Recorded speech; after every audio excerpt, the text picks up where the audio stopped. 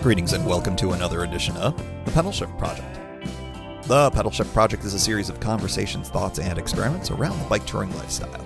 From tips and tricks to ideas on how to ride your ride, let's shrink the world by bike. Show notes and more are available at pedalshift.net/219, and you can email the show at pedalshift@pedalshift.net or call the voicemail hotline at 202-930-1109 and check Pedal Shift out on all the socials as well.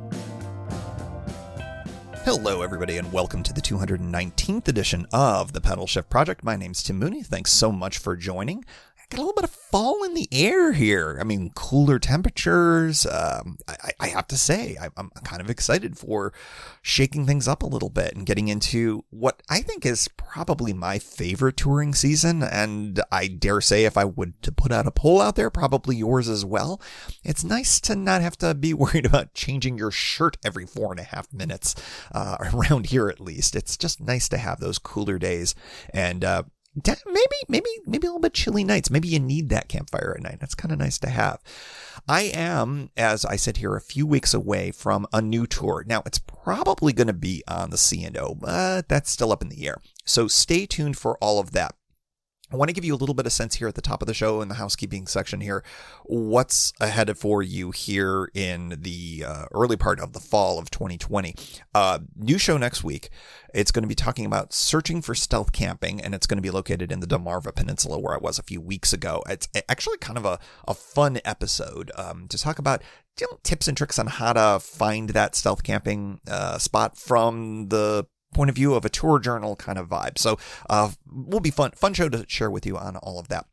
Followed by that, we're into October. Can you believe it? And it'll be the October best of. And then we're going to do 3 consecutive weeks of tour journals for this tour that is coming up.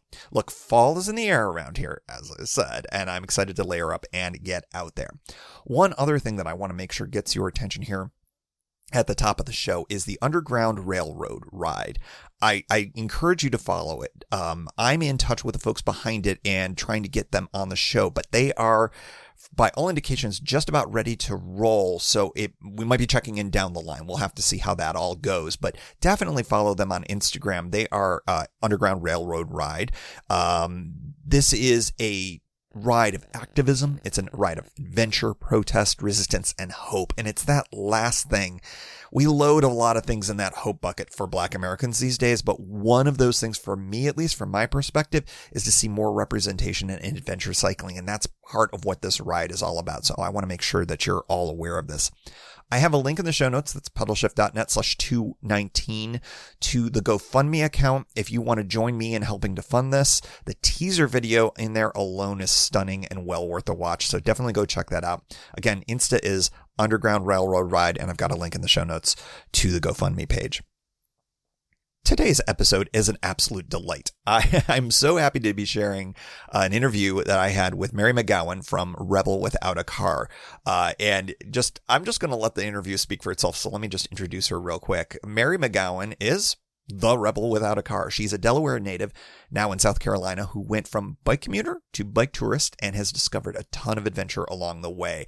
I want to mention here at the top also, as a quick sidebar, that our audio gets a little garbled here and there because, COVID, I guess. I don't know. But there's a really fun conversation in this. So stick with it and you'll be rewarded like one of those long climbs that pay off with a view at the end.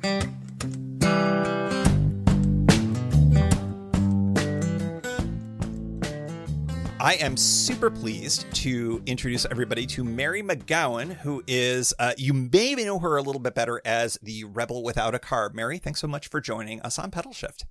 Oh, thanks for having me. I actually have been a listener for a while, and when I was just getting into the camping side of things a few years ago, I learned a lot from your blog and your podcast. So it's cool to be on now. Well, it's a broken clock is right twice a day. So that's my motto. Occasionally I will say things that have actual, listener value.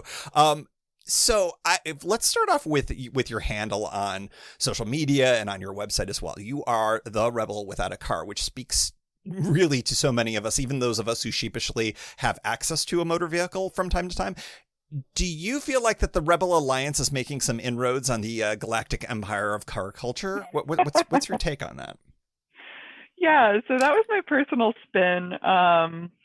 After an experience, well, let me start with saying I sold my car 5 years ago. It was 2015. And maybe like 6 months in, I had this encounter where I went to the other side of town for a group bike ride. And at the end of the ride, I had to go over and grab the bus to get across this part of town that you just straight up don't want to ride a bike across. And what So city is this? this is Greenville, South Greenville. Carolina. Okay. Yeah. So, so I had to interrupt my conversation with two other cyclists, and I said, "Hey, I hate to say this, but I got to run. I got to go jump on the bus." And they looked at me like I had grown a third arm out of my head because this is South Carolina. This is not like a major city where it's totally normal to use public transportation. And they just looked at me like I was an alien. And so I was feeling really self conscious after that, and just kind of ruminating in my head on my way home. And I was like, no, you know what? I am so happy with this decision. It was the right thing for me. And I'm not a freak, I'm a rebel. Rebel without a car. And it kind of just popped into my head. And, I love a little James Dean reference. So I was like, yeah, I'm going to roll with it and I'm going to brand it as cool because like I have the privilege to do so. So I'm gonna just make it my own thing, and that's kind of been my theme. Is sure, people probably think I lost my license or have a DUI or something. I've been asked, "Can you drive a car?" And I'm like, "Yes, but I choose not to." So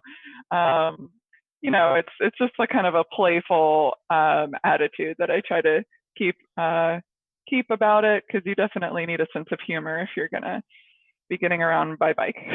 I think that might be particularly true in the U.S. South because it's not exactly what I'd call one with the car-free lifestyle. I guess my question is, what possessed you to do that in South Carolina? That's just amazing to me. I mean, I can do it in D.C. much more easily than in Greenville, South Carolina, but yeah, there's no question. I guess I'm just saying, wow, that's awesome. yeah. So I mean, I grew up in Delaware, so I grew up like near a bunch of cities where I was exposed to a lot of things that someone who hasn't been to a major city maybe hadn't been around or exposed to. So I saw like a lot of different infrastructure. I really think that exposure and what you perceive around you has a huge influence on it. And then the major game changer was when I studied abroad in Vienna, Austria, in college. I basically was cheap. I've always been kind of cheap. My parents made me pay for everything, including like gas and things like that. So of course, studying abroad, I didn't have a car, and I was using this fabulous public transit to get around. And I just saw people biking around and was like, well, that seems doable and cheap. So I went to a pawn shop and I bought a bike that I'm sure was the wrong size that I didn't really know how to ride because I hadn't ridden like a city commuter, like an adult bike, a grown up bike, in a grown up way, ever. So I just kind of jumped into the deep end and was very quickly just in love with how I could get around faster and definitely cheaply. I sold the bike back at the end, so I think I spent 20 euros overall on the whole thing instead of hundreds on transit. Solid rental. And yeah, yeah, exactly. So it was convenient, and it was just this incredible way to see the city. And I just really fell in love with Vienna, getting to just really get like the rhythm of it and not be in a box basically, but really be in the fresh air, like plunged into the city, like an immersive experience, if you will. So I came home and was like immediately missing it. I actually bought a car when I came home because it was just the thing that was expected. It was a thing you're supposed to do, and everyone was like, "Well, you have to buy one." Um, So I did, and I didn't always hate driving, but I lived in Charleston, South Carolina when I moved home. And you'll learn to hate driving there pretty quickly. It's an especially horrid place. Uh, it's a strong sell for Charleston, South Charleston's Carolina. really nice, but yeah, I can imagine. I mean, having driven in Charleston for a minute, I can understand why you would say that. Yeah. Yes, yes. If you don't live downtown, it's really, really difficult to get around except in a car. So I felt forced into that. And when you don't have choices, or when you have choices and then they're taken away, I think it's especially like in your face and kind of startling. So I stumbled across this blog of this girl who lived downtown, and she definitely inspired me. Her blog was High Heels and Two Wheels. And I think it's still, she's not really an active blogger in that sense, but her archive, you can still find all of her old posts, I'm pretty sure.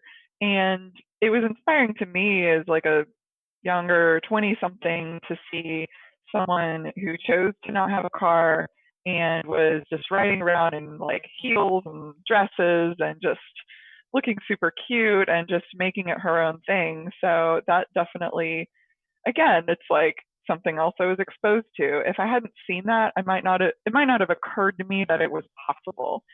So really the reason I maintain a blog now is because that's how I got into it. I realized it was possible by seeing someone who was clearly having a blast doing it, and realizing, hey, like I could do that. So Yeah, it's nice to see examples of non-racing bike culture and being able to integrate that into your life. I love that. That's sort of what this show's about. You don't hear me talking about the Tour de France very much, but I do talk about bike touring. yeah. That's what we call in the biz a pivot, a segue, if you will. What got you Perfect. into bike touring after kind of your commuter experience? So I moved to Greenville after Charleston in order to bike more. And one of my first jobs in Greenville, I was finishing up grad school and I worked in a bike shop, just because it was something that I was interested in. And I mean, that kind of threw me into the deep end again. So I learned so much more than I ever would have if I hadn't worked in a bike shop. So if anyone ever wants to really, really get a wonderful education, get like a summer job at a local shop or something. Um, because you just learn so much firsthand, and the people that you meet in the industry just really, for me, it certainly broadened my horizons a ton. So, and sometimes it was just people just walking into the shop, randomly off the street and telling their story. So I met a couple who were looking for like a warm showers or something, and they stopped into the bike shop, and we asked them like, oh, like where are you riding to today? And they're like, well, we started in like Florida or wherever on the East Coast they had started, and we're going to California. And we were like, wait, what? um so we're not on a major adventure cycling route or anything in Greenville, so we certainly we get people passing through, but they're kind of under the radar, and there's not nearly as many as you might find in like Missoula. um, so again, just that exposure, just that meeting, that chance encounter really sparked my interest, and I started to think about um, different rides that I could do, and just kept pushing like the boundaries, because I was only doing like 5 and 10 mile rides on like a 40-pound townie. Um, so with my employee discount, I was like, well, I could buy a road bike, and yeah, why not? It wasn't as cost prohibitive as road biking, or buying like a really nice bike might otherwise have been. I think that jump is really hard to make for someone who, like me, grew up in a Walmart bike household, where it's like bikes aren't something you spend money on. And again, just getting to test ride things and try and like dip my toe in all these different ways, it just opened up a whole nother world. So I've never really I've never really been a sports type at all. I was like cut from cut from sports teams as a kid, and I've never considered myself an athlete. I just fell in love with biking as a as a transportation option, really, as a way of like experiencing the world around me, and not as a crossing the finish line first kind of way, but how far can I go kind of way. Um, so South Carolina has a 3-day ride across the state for Alzheimer's called the Ride to Remember. And that was personally really meaningful for me because my grandfather passed away from Alzheimer's in 2006. So in 2016, on the 10-year anniversary of his death, I completed the Ride to Remember, and it was just such like an emotional experience realizing that like I was just part of this bigger cause, and it was something that I had kind of envisioned and seen other people doing. And so the moment that I realized it was just a super powerful moment, and I just kind of got addicted to that feeling of like, holy cow, I just did this, and like what else could I do? Because I never thought I could ride. It's 250 miles across the state, and that was something that I'd never. Now it's like, oh, I could do that in 1 or 2 days. But it's funny how your perspective changes on that. But it was just this constant like, wow, well that was cool. What's next? So I called up my dad a little bit after that and said, let's go ride the Gap in C&O. I found your posts while kind of looking up some like beginner bike ride ideas, bike tour ideas. And we didn't camp on the Gap in C&O. We did all end to end, as it were. There's so many like options along the way. We averaged like 55 miles a day and just found motels and stuff along the way. So my dad was game. He kind of was like, well, this is random and out of the blue, but he had hiked the AT with my brother, and I think he was just thrilled that I had asked him to do something like that. So he was my adventure buddy for that. And then every year after that, it was just like, all right, well, now let's try camping. And then the year after that, well, my dad wasn't available. In fact, no one I know who will do a trip like this also has summers off like I do. So since I work for a school district, so then it was like, well, I'll just go by myself. I had met other warm showers.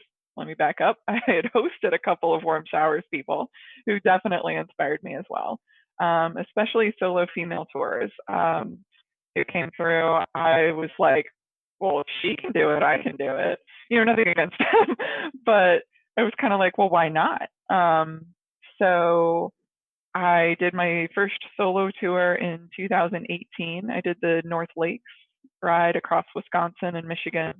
So ultimately, I rode from Minneapolis to Ann Arbor, basically Detroit. So that was incredible. And I've definitely got hooked. And it again opened up this whole other world of I don't need to travel with someone else. I can travel by myself, and really the options are endless there if you don't have to coordinate with someone else. Yes, I know that very well. Do you think that you are now a full convert to solo riding, or what's kind of your take on that? I really enjoy solo touring, but actually this year, kind of ironically enough, you'd think this year would be like the perfect year to go socially distance from everyone in the time of COVID. But actually this year I did a tour in Washington State with a friend of mine who got furloughed. And then I went up to Vermont last month with my partner. So it ended up just working out to do shorter trips with other people versus a longer trip on my own. And that was just if the stars align and you're with like the right person, it really does like enhance your experience in so many ways. But it's not something that I would necessarily sacrifice a whole lot. I wouldn't be willing to compromise a whole lot on my trips if I had someone who maybe didn't tour in the same way that I did, or want to go to the same places, or just wanted to do different mileage. If someone has a really different touring style than you, it just might not be compatible. So I guess it's not, I did not really answer that. It's it's a it's a balance, I guess, between what you want and what the other people who might be traveling with you, what they might want. I'm curious what your experience was in that North Lakes tour. Because and it's related to the solo stuff, because I find when I ride a lot of the routes, especially that are sort of like really well traveled routes, I'll end up usually hanging out with somebody who's also maybe solo, or it's a small group. And if things click, then we don't ride together, but we end up camping together. Was the North Lakes route populated enough that you ran into stuff like that, or did you just kind of were you more like Lone Wolf McQuaid or Lone Wolf McGowan actually? I hardly saw, and yeah, that's a great question. I hardly saw anyone else on the North Lakes route. There were plenty of other people around. I just happened to not see them. There were tons of warm showers hosts. In fact, the whole first week, hardly saw I hardly saw a campsite, I don't think, for the first like 8 or 9 days. It's a little embarrassing because I just kind of spoiled myself. But I was like, oh, hey, there's another host. And they were every single one worked out and said, oh, yeah, come on. So and maybe they were like, oh, this poor girl on her first solo tour. Like, maybe there's a little pity involved. But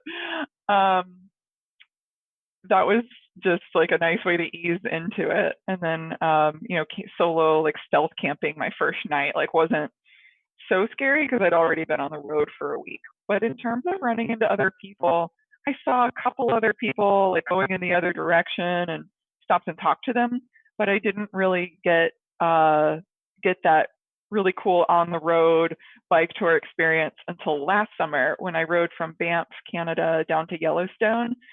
Once I got on the Trans Am, especially, I mean, I was riding kind of parallel to the Great Divide Trail, so there were some bike packers along the route that I got to stop and talk to. And then once I got on the Trans Am, there were a couple people that were going all the way across the country, and they're so fun to ride with because there's something about running into someone else on a bike tour. I don't know if you've had this experience, but I find maybe I have a knack for it, but I tend to get into like very like deep existential or philosophical or just like big life like conversations within like 5 minutes of meeting someone on the road. We're just suddenly, I'm like, whoa, that escalated quickly. And we're talking about like the meaning of life and just it's and again, Trans Am riders I think are just a unique breed. They've usually got some cool story going on, or just, you just meet people who are like, I'm carping this diem, and something might have sparked their sudden, like, it's now or never feeling, or I don't know. It's just people on the road just are fascinating. There's just nothing like it. Yeah, especially on that route, which I still have yet to ride. But I think that the distance alone, I mean, first of all, you get into bike touring brain within a week or two, right? And I think that's part of why you can slide into those like weirdly existential conversations. But, it's just when you realize that there's only a few people in the world that kind of get where your mind is at any given time, and it's people who are traveling at the speed of bicycle. And then when you're talking to people, at stores or whatever, and they're just like, how much does your bike weigh? And the usual questions, that it's just like this weird juxtaposition. And then the real mind fuck is when you get back, right? And it's just like you have to transition back into reality after a long ride like that. It's bananas. Yeah. I'm curious about your Canada experience, because that's another thing that you've done that I haven't yet, even though I love me some Canadians. I am a Canadiophile, if that's an actual thing. What was your experience riding in Canada? And is Poutine actually where you were is not a big Poutine area of Canada, but if it was there, they have it. Oh, see, I knew it would be. I mean, if there is a more perfect bike touring food than Poutine, I don't know what it is, but it is. Yes, I had some fantastic. I had a vegetarian version. Actually, gosh, where was that? That was in Washington State. I mean, my phone thought I was in Canada at one point because I got near the border, and my phone started like buzzing saying I was gonna like hit international fees. And I was like, well, that's funny because the border is closed, but so I know I didn't cross it. Anyway, yes, it really is just like the best thing ever. The version that I had was, it's just going to sound really weird, but it was an Indian curry version with sweet potato fries and, like the cheddar cheese and then just like this curry instead of a gravy. And I mean, my mouth is watering just thinking about it. I'm still thinking about that meal because it was so satisfying. I don't think you could pack more calories onto a plate. It was fantastic. Um, so okay, that was a tangent about. I said poutine, about and food. it distracted you. Trust me, I'm the same way. So, but yeah, I mean, so Canada is a fantastic way. The theme, I guess, is dip your toe in, and kind of grow incrementally in your skills or your comfort zone. And Canada's funny because there's times where you're just like, especially if you've already toured in the U.S.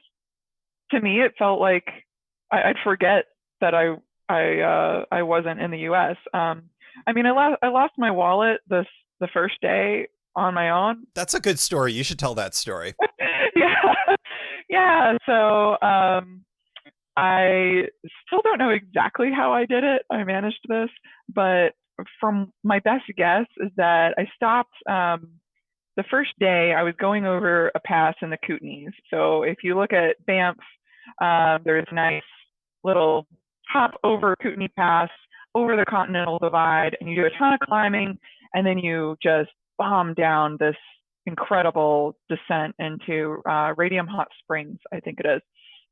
So it was summer, and I had to stop for water. And apparently, when I stopped for water, I, grabbed my wallet off my bike to not leave it outside, and I must have put it in my pocket, and it dropped somewhere inside. I think I sat down and waited for them to fill my bottle because they were just being super nice to me. And I think that my wallet got stuck in the cushion of the little couch that I was sitting and just hanging out on for like 5 minutes top. And I got it in the mail 6 months later. Wow. Back home. So thank you, Canada. That's the most Canadian thing ever, reuniting you with your wallet like that 6 months later. Yeah, and it really, it's this wallet right here. I know it's a podcast, but here it is for your enjoyment. For you audio folks, she's holding up a wallet. And yeah, I did have a feeling. I was like, it wasn't stolen. It just wasn't stolen. You're not around a ton of people. And I was like, it might have been eaten by a mountain goat, but it was not stolen. So I realized, that happened day one on my kind of delirious climbing, I am really hot and tired moment. But it didn't register until day two because I stealth camped my first night. And there's tons of crown land in Canada, so that's apparently pretty easy. Which I didn't know going in. I just was like, I'll figure it out. This is my new motto. But you know what's funny about the Crown Land thing is that technically it's supposed to be for Canadian citizens only. So like as Americans, we're sort of not doing it right. Yeah, but I mean, can you imagine them actually like what Mountie's gonna bust you? Yeah, I mean, come on. Like yes, that is a good thing to point out. Just FYI. Again, lawyer, right? Ruining everything. Oh, but it's I mean, yeah, the fine print might get you. So I realized like the next morning I was packing everything onto my bike, and I was like, well, I like to do a little check. I've got, if I bring my GoPro or my passport, all the important stuff. Thankfully, thank goodness, I had my passport. That was not in. That was like tucked deep away, and I actually had an extra credit card and an extra driver's license tucked away, because those are what I usually do road rides with. If I'm doing like a group ride with friends back home, I just ride with this kind of essentials wallet. So that was there, but not my main wallet. And that's when I started to slightly panic. It was not pretty. Day two was like a lot of swearing at myself and a little bit of crying. I realized, I mean, I was like, I went 80 miles my first day. I'm like, well, I can't backtrack. I had my schedule. I kind of go, I don't plan everything out, but I have a general idea of how many miles I need to cover to get to my flight on the other end of my A to B ride. So it was kind of like, well, Sally forth. And I did have a credit card, but Discover isn't accepted in Canada. So it was this really weird feeling of suddenly, I did feel like I was in a foreign country. Suddenly I was like, does anyone have Venmo? And no one did, by the way. No one in Canada has Venmo or PayPal or Cash App or any of the things. I might as well have been like asking this in like Zimbabwe. I mean, it was hopeless to try to ask that. I went into a bike shop and was like, I was like, hey, I just wanted to get like a spare tube and just some stuff so I would feel like more comfortable. It's kind of like if I'm carrying a bunch of food and an extra tube or something, I was like, this is going to make me feel better about this shit situation.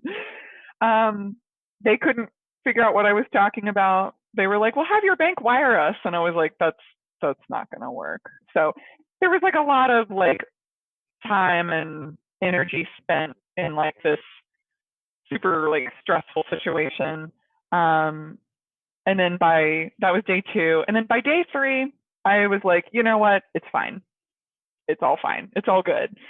Day three was the day after I calmed down, was when people started just handing me money, which is embarrassing to say now, but like the most serendipitous things started happening. I think I pulled over to take a picture of like a lake, and I started talking to this amazingly sweet little old man who was asking me, he was like, I saw you way back there and now you're here and you must be going on this like big trip because you've got all this stuff. And that was the first time I'd said out loud that I lost my wallet. So I did get like a little emotional and I was mortified, but he was like, oh, here. And he put $50 in my hand. I was like, no, I am fine. I do not need this. I am fine. And he just said, well, listen, my wife is passed away now, but we used to go on these adventures all over the world and you're on one now. So I want to do this for you. And then I started crying because I was like, this is so beautiful. And it's just one of those things that, and actually on my last trip, I got to pay it forward to someone else and they were like, oh my gosh, no. And it was like, no, this is just how the world works. Like, well, that was the thing. Didn't you save that actual cash that he gave you, and you with the intent of doing that? I think that's what you wrote in your blog post. Yeah, I actually had it, and then right after I wrote that blog post, I ran into someone who was stranded in Washington State. She was not a bike tour, but she was in a car trying to get home with her kids, and the gas station was closed and wasn't taking her card. So I actually just like bought her gas. And she was like, oh, like I just need a little bit. I was like, no, I've been in the direction that you're coming in and there are no gas stations. So you're going to need this to get over Mount Rainier. So it really worked out. I know exactly where that is. Yes, definitely a full tank. Yeah. I was like, nope, you're going to fill up your tank right now. And it was fun. And then I saw that it was $50 and I was like, this was meant to be. So that was meant to be. Yeah. That's amazing.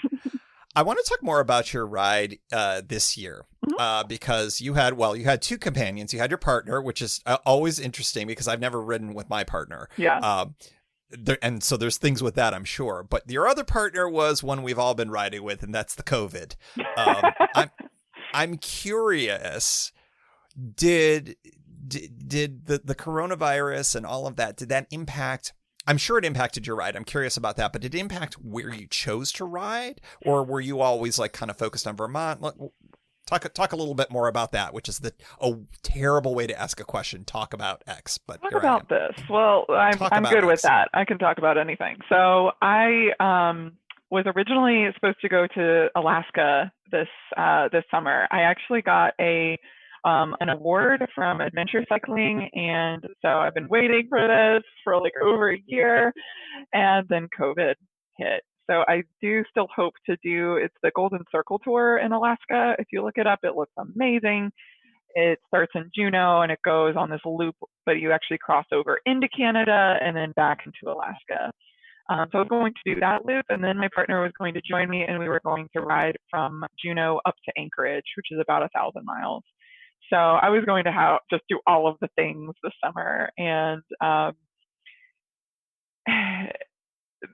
on the one hand, COVID happened so slowly that I kind of was like, oh, maybe there's a chance that my trip doesn't happen, but maybe it will. And so it was kind of this gradual realization of, oh, it's not going to happen. So by the time I got the email about the cancellation, I was like, yeah, okay, that figures. And I actually hadn't bought my flight. So I had time to process it.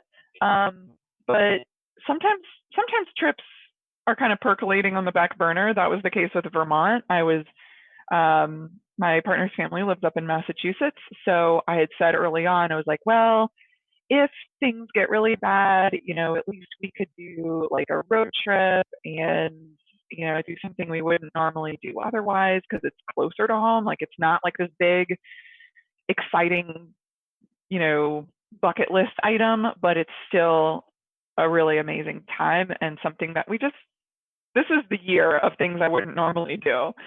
So I've gotten to do a lot of like trips, like little overnights closer to home, and just kind of being stuck at home has been its own experience. Like it's I don't wish that we had COVID, but without it, I wouldn't have done these other things.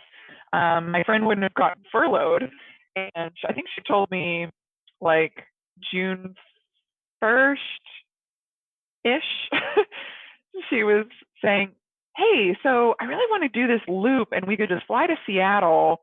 And we were looking at a couple. There's one there, maybe Oregon or maybe Idaho, but somewhere in that kind of corner of the US.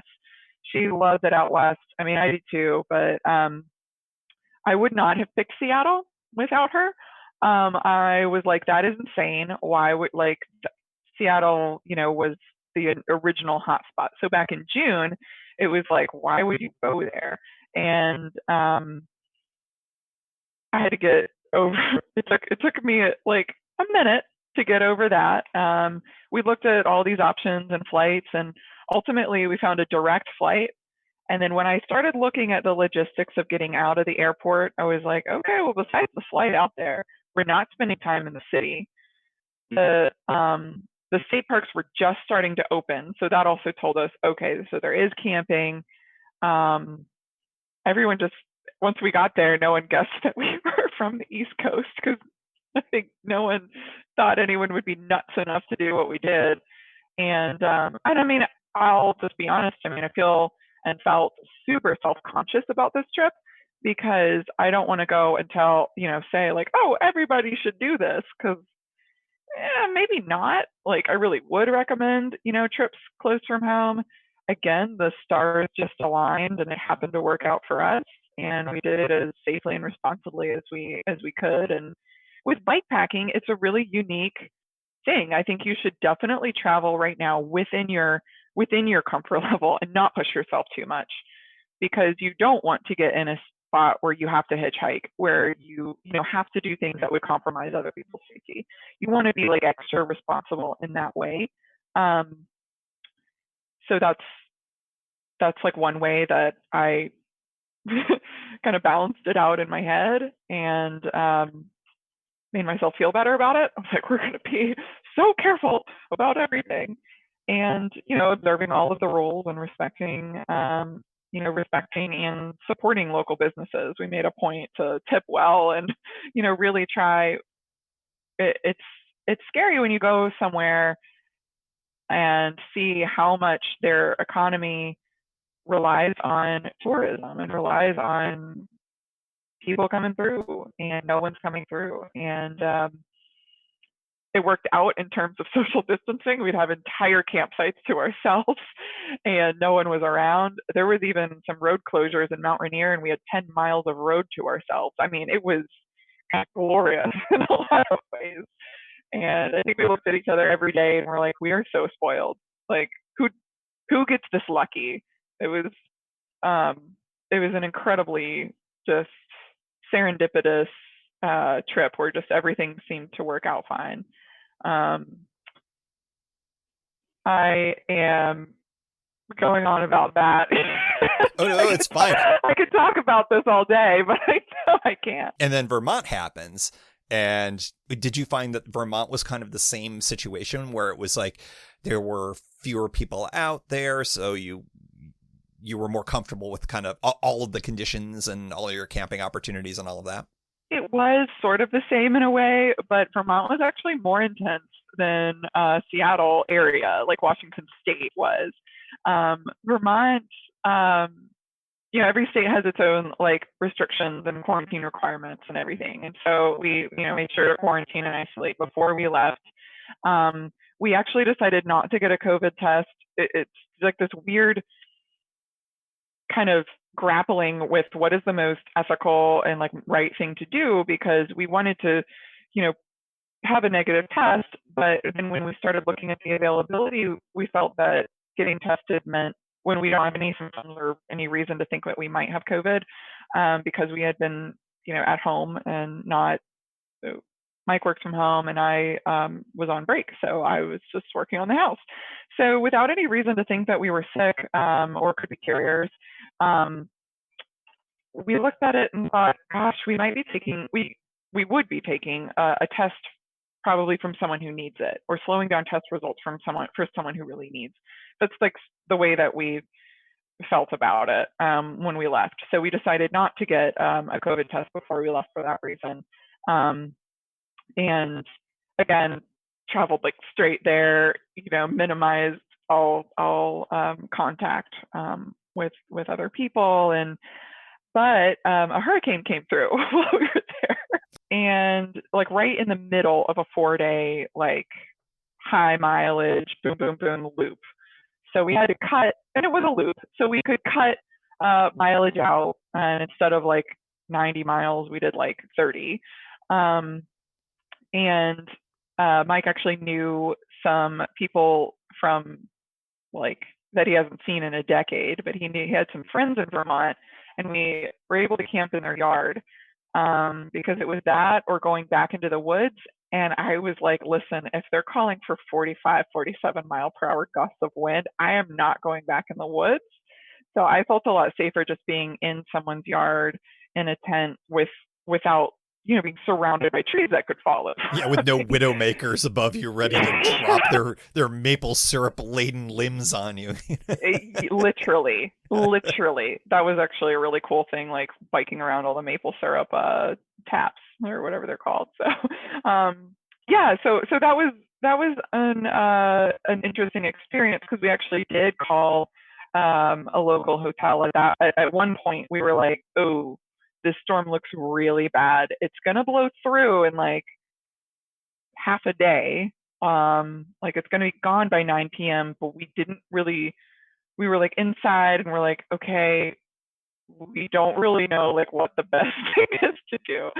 So we called, and even though, we had quarantined and everything, they weren't allowed to rent a room, give us a room for the night to anyone who wasn't from like an approved county, which is basically like the county that you're in. Like it was extremely, extremely restrictive. And so even though we'd been inside the state for a week and all of these things, they could not, like basically you had to have an ID with a certain zip code on it.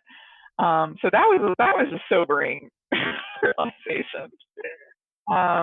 And that kind of goes back to what I said about like going within your comfort zone.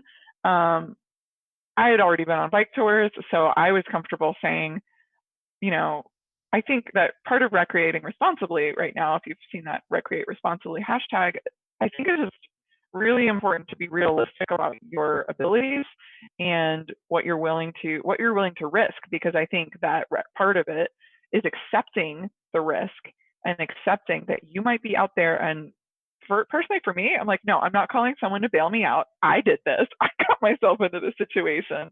So I need to be the one to get me out. Like barring, something truly life threatening, I'm just gonna hunker down and be super uncomfortable for a little while. So it was a damp ride, but we got through it.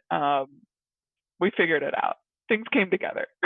And then the rain ended, and then everything was cool. Yes, yeah, the rain passed right through. It wasn't like a depression or something that would like really really have gotten interesting if we hadn't been able to get out of the rain. So you're going back to school now. So, your big chunk of time off is done. But do you have any plans for any fall touring, or is this are you sort of taking it like the rest of us, sort of like don't look ahead more than a day or two because COVID, Yeah. And my answer to that is yes.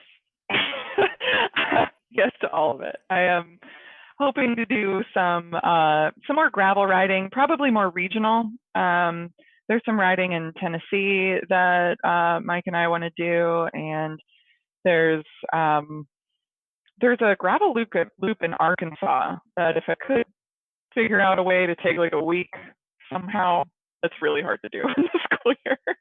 But if I were to use all of my time for the school year up and just really carpe diem, we might go on a wild hair and go out and do that. I think it's on the adventure cycling maps. It's Arkansas. Is it the Hot Springs route? Am I? It might be called that. I can't remember. I think it's the Arkansas Hot Springs route or something like that. Sounds right. I've looked at that because I'm sort of gravel curious at this point, because it would require me, oh darn, to buy another bike, and I'm just sort of like, well, gravel's so hot right now. Yeah, gravel's just super like trendy and everything. So yeah, I don't know. I'm thinking about it. I'm sort of I sort of let the fat bike kind of trend go by me, but I'm sort of intrigued with having something that would be more trail like, that I could take on the CNO, that would be like overkill for the CNO, but at the same time be able to do those kinds of gravel rides. So I'm sort of, like I said, gravel curious. Well, thank you, Mary, for all of your stories, everything. You're a real inspiration because you've done a whole bunch of things that I haven't done. I'm sure a whole bunch of listeners haven't done. So thanks so much for sharing all of that. Any kind of last thoughts that you'd like to share with the listening audience here on the program? Just that I really try to assure people that I don't know what I'm doing. I just figure it out as I go. And it's so worth it. And all of these touring experiences have really given me a lot better sense of what I am capable of. But at the same time, I'm just not as afraid anymore of the things that I just don't know. It's just something that I haven't learned yet. So I've been getting some of my friends into biking like during this COVID thing. There are a lot of people in my life that are like texting me, and it's amazing. They're coworkers and neighbors just saying, I think I want to get a bike. Where should I start? Of course, it's really hard to find a bike right now. I was just going to say, we're making it happen. I've like weaseled a couple bikes that I know aren't getting used, and I'm like the bike dealer. It's kind of like a drug dealer, but legal. Except with bikes.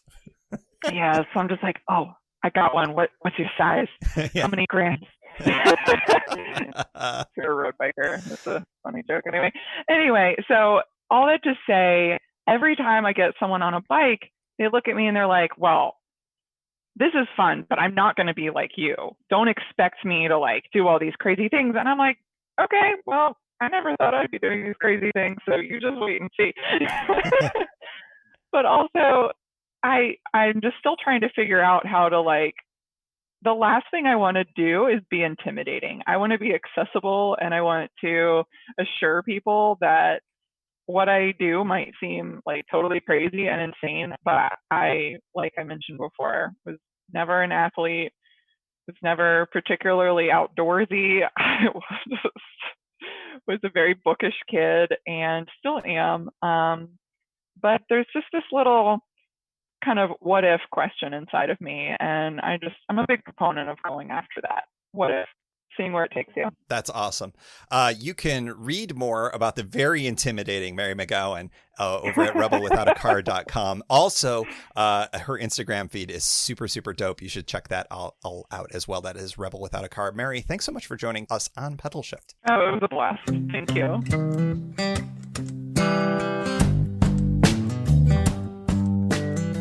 Quick follow-up on our conversation, which was so fun. I hope you all enjoyed that as much as I did. That Arkansas route that we were talking about, the ACA route, it's actually the Arkansas High Country route. And the funny thing is that I was double checking that as I was putting the show together, and I noticed on the Adventure Cycling page that old friend of the show, James Rosenberg, former Beginner Series guest, is actually featured in a video on the front page there, which reminds me, bear with me here, there's a whole bunch of stuff coming out of all of this. James reached out a few weeks ago and just checked in, and he's doing great and everything. We chatted a little bit about kind of adjusting to life after a tour, and it was really great to hear from him again. If you did not listen to the Beginner Series with James, go back and listen to those episodes. He was really fantastic.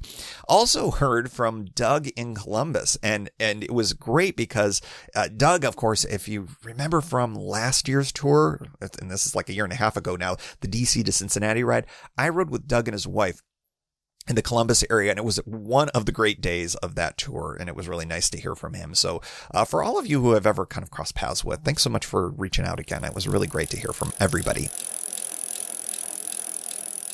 And as always, we like to close out the show with a special shout out to the Pedal Shift Society. Because of support from listeners like you, Pedal Shift is a weekly bicycle touring podcast with a global community, expanding into live shows and covering new tours like the Kessel Run. If you like what you hear, you can support the show for $5, $2, or even $1 a month. And there's one-shot and annual options. If you're not into the small monthly thing, check it all out at pedalshift.net/society. On to the society. Kimberly Wilson, Caleb Jenkinson, Cameron Lean, Andrew McGregor, Michael Hart, Keith Nagel, Brock Didis, Thomas Skadow, Marco Lowe, Terrence Manson, Harry Telgadas, Chris Barron, Mark Van Ram, Brad Hipwell, Stuart Buchan, Mr. T, Nathan Poulton, Stephen Dickerson, Vince LaGreco, Cody Florchinger, Tom Beninati, Greg Braithwaite, Sandy Pizzio, Jeff Muster, Seth Pollock, Joseph Quinn, Byron Patterson, Joachim Robber, Ray Jackson, Jeff Fry, Kenny Mikey, Lisa Hart, John Denkler, Steve Henkel, Miguel Quinones, Alejandro Aviles Reyes, Keith Spangler, Greg Towner, Dan Gebhardt, Jody Zeranin, Lucas Barwick, Michael Baker, Brian Bechtal, Reinhard Biggle, Greg Middlemas, Connie Moore, William Goffman, Brian Benton, Joan Churchill, Mike Bender, Rick Weinberg, Billy Crafton, Gary Matushak, Greg Latois Lopez, James Sloan, Jonathan Dillard, John Funk, Tom Bilch, Ronald Piroli, Dave Roll, Brian Hafner, Misha LeBlanc, Ari Messenger, David Grotke, Wally Estrella, Sue Reinert, John Letko, Stephen Granada, Philip Mueller, Robert Lackey, Dominic Carroll, Jackie McCulloch, John Hickman, Jack Smith, Carl Presseau, David Neves, Patty Louise, Terry Fitzgerald, Peter Steinmetz, Timothy Fitzpatrick, Dave Fletcher, James Stratakis, David Neves, Mike Lazewski, and new to the society, Hank O'Donnell. And thanks also to all past and anonymous folks for helping to make this show happen. Thank you for joining. You can find Pedal Shift at pedalshift.net for more great bicycle touring content. You can hear the Pedal Shift project through Apple Podcasts or your favorite podcast app. Opening music courtesy of Jason Kent off his self-titled album. The track is called America. Check out his band Sunfield's latest release, Mono Mono, wherever cool music is available.